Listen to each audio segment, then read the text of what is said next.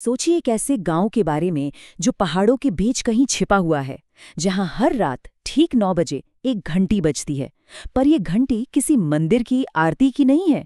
नहीं, ये एक चेतावनी है, डर की और शायद मौत की।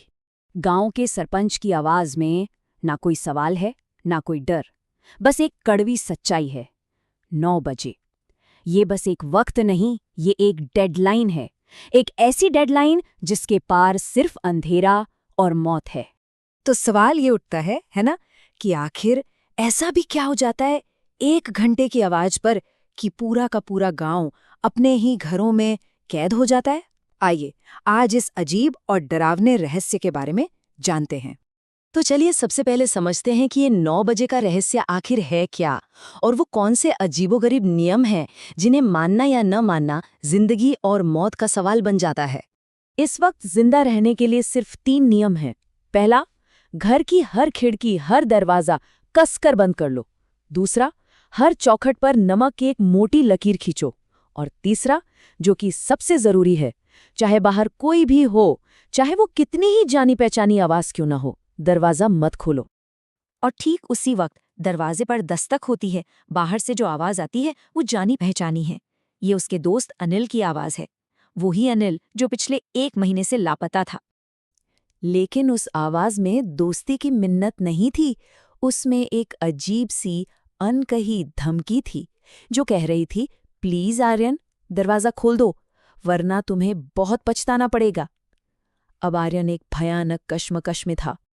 आर्यन के दिमाग में 2 बातें घूम रही थीं। एक तरफ उसके पिता की सख्त चेतावनी कि 9 बजे के बाद बाहर जो भी होता है वो इंसान नहीं होता, और दूसरी तरफ राजू की कहानी, जो इन बातों को मजाक समझता था और फिर कभी वापस नहीं लौटा। लेकिन ये सब शुरू कहाँ से हुआ? आखिर इस डर की, इस श्राप की जड़ क्या है? चलिए अब कहानी में थोड़ा और पीछे चलते हैं। इस सारी दहशत का जो केंद्र है ना, वो है गांव का एक पुराना वीरान कुआं। लोग कहते हैं कि इसकी गहराइयों में सिर्फ पानी नहीं, बल्कि गांव के वो भयानक राज दफन हैं जिन्हें हर कोई भुलाना चाहता है। आप देखिए कहानी कैसे जुड़ती है। 50 साल पहले अनिल नाम का एक गरीब लड़का इसी कुएं में गिरकर मर गया था, और आज 50 साल बाद आर्यन का दोस्त, जिसका नाम भी अनिल है, वो भी इसी कुएं के पास से गायब है। क्या ये महज एक इत्तेफाक हो सकता है? नहीं, ये इत्तेफाक नहीं था।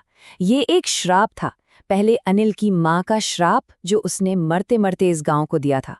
जैसे मेरे बेटे को सबने मिलकर अकेला मरने के लिए छोड़ दिया, वैसे ही अब हर 50 साल में इस गांव का एक बच्चा उसका साथी बनेगा। और जो इस पर यकीन नहीं करता, उसका अंजाम बहुत बुरा होता है। रमेश नाम के एक आदमी ने इस श्राप को बकवास समझा। उसने नमक की लकीर नहीं बनाई, और फिर दरवाजे पर उसे अपनी 10 साल पहले मर चुकी बेटी रिया की आवाज सुनाई दी। दुख और उम्मीद में अंधे होकर उसने दरवाजा खोल दिया, और फिर अंधेरे ने उसे अपनी गिरफ्त में ले लिया, हमेशा के लिए। अब कहानी अपने सबसे तनाव भरे मोड़ पर पहुंचती है, जब इस श्राप को हमेशा के लिए खत्म करने की एक आखिरी और बहुत ही खतरनाक कोशिश की जाती है। रात के 9 बजने से ठीक पहले उल्टी गिनती शुरू हो चुकी है।